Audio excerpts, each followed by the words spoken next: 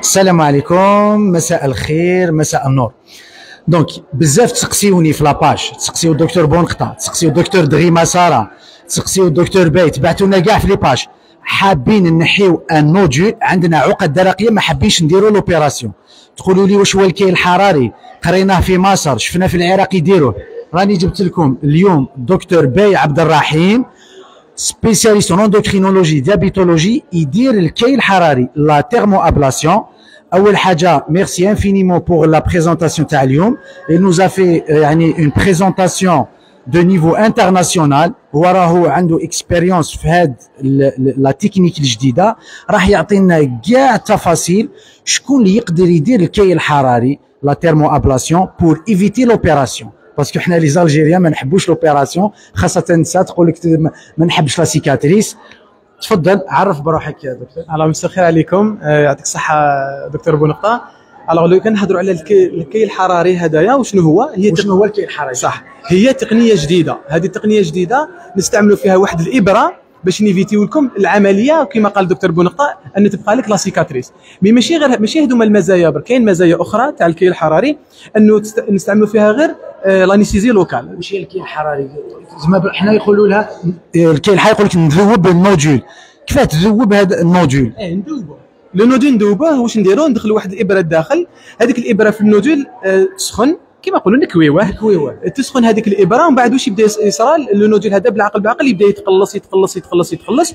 وحنايا الهدف تاعنا انه نلحقوا تقلص يفوت 50%، وعندنا نتائج يعني هايله. دي فوا نلحقوا حتى 80% 90%، حتى الانسان يولي ما يحسش الاعراض اللي كان يحسهم من قبل، وخصوصا اللي يكون عنده النوديول ظاهر على الرقبه يختفي.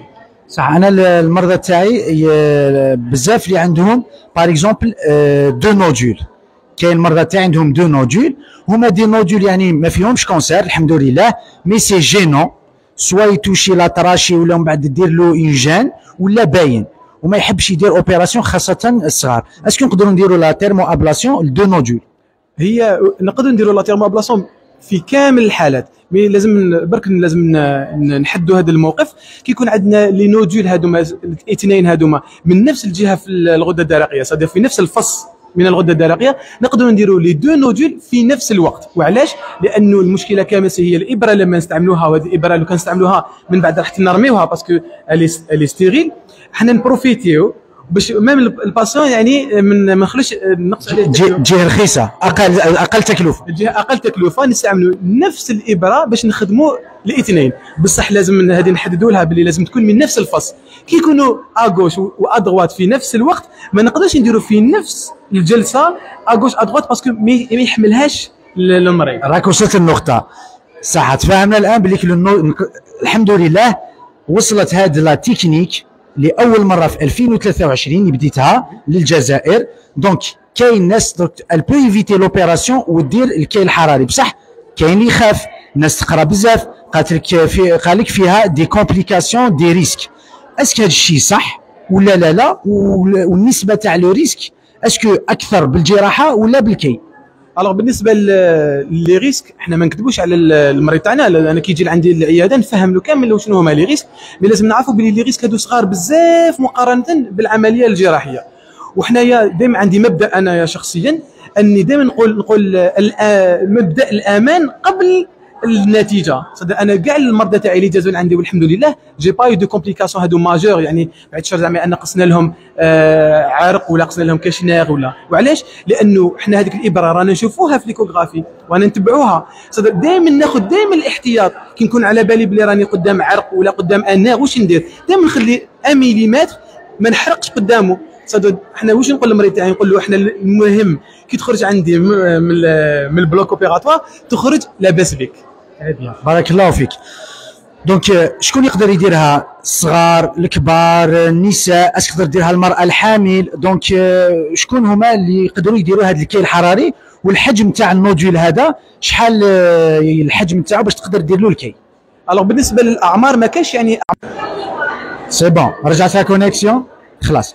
دونك نرجعوا، سمحونا على الانقطاع.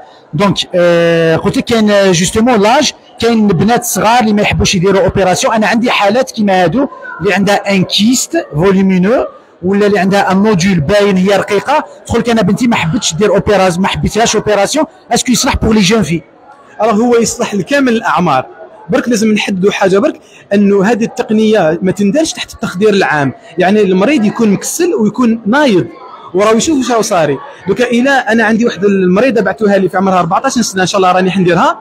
الحاجه الاولى اللي سقسيت قلت لهم اسكو هذه المريضه تقدر تكون كالم، مكسله وكالم، لانه الى يكون طفل صغير في عمره 8 سنين ما يقدرش يقعد هكذا قاعد ستابل، سي ان بو كومبليكي. وعلاش؟ لانه فيها خطوره لو انه يزغد راسه. بصح كي يكون ان اونفون طفل في عمره 14 ولا 15 سنه مي هنايا يكون يعني يتحمل ويقدر يكون راقد وستابل، اون بو لو فيغ في كامل الاعمار. شكرا. دونك هنا رانا فهمنا بلي تندار في كامل الاعمار. اسكو اللي عنده كونسير دو لا تيرويد، سرطان الغده الدرقيه، اسكو يديروا ولا لا؟ الوغ بالنسبه لسرطانات الغده الدرقيه لازم نعرفوا باللي لحد الان احنا مازال ما بديناش سرطانات، مي بروشينمون رانا رايحين نديروهم، لكن يكون غير للسرطان الحليمي لاقل من 1 سنتيمتر، صدير لو كونسير بابيلير ميكرو، صدير اقل من 1 سنتيمتر، ويعني كاين دي كريتير اللي ناخذوهم بعين الاعتبار. شكرا. دكتور دغيما ساره، عندك اسئله تطرحيها للدكتور؟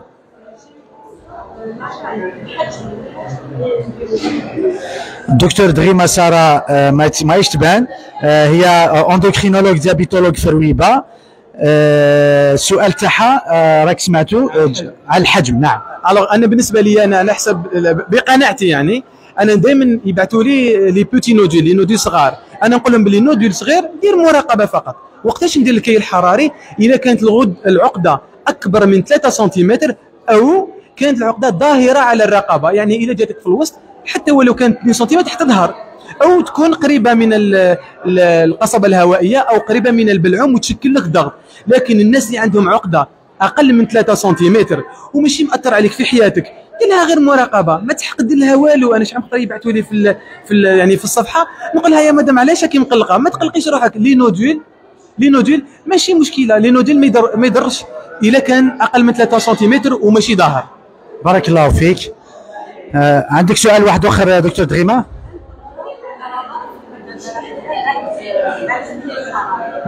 نعم، هذا السؤال الاخير باش ما يطولش الفيديو. نعم، هذا سؤال هذا سؤال جد مهم، يعني تري انتيليجونت كوم كيسيون، باسكو الفائده تاع لا تيرمو ابلاسيون الكي الحراري هو جوستومون ديفيتي اننا نجنبوا نحيو الغده الدرقيه وما رايحينش نشربوا الدواء. دونك كونفيرمي لنا دكتور بيسك الحصه تاعك، اسكو بعد نديروا الكي الحراري اسكو الغده تبقى تخدم ولا لازم نشربوا ليفوتيروكس؟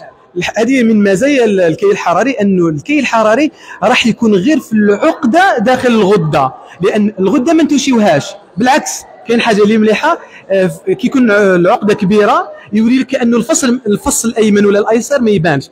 كي يبدا يصغر العقده تبدا غير تصغر، بالعكس تعاود تولي الغده الدرقيه تعاود تحيا من جديد، يعاود يولي في بلاصتها. يعني كما قلت دكتور بونقطه ما تحتاج تشرب الدواء مدى الحياه. بارك الله فيك دكتور، شكرا على هذه الافادات. شكرا دكتور دغيما على قراءه الاسئله. دكتور دغيما ساره في رويبه. دكتور باي عبد الرحيم، اسمك كيما انا عبد الرحيم، راك انستالي وين اكزاكت؟ في دال ابراهيم. يعني راح نطاقي لكم الصفحات تاع لي دو ميدسان، وان شاء الله راح نديروا دوتر فيديو. قولوا لي في الكومنتير اسكو عجبتكم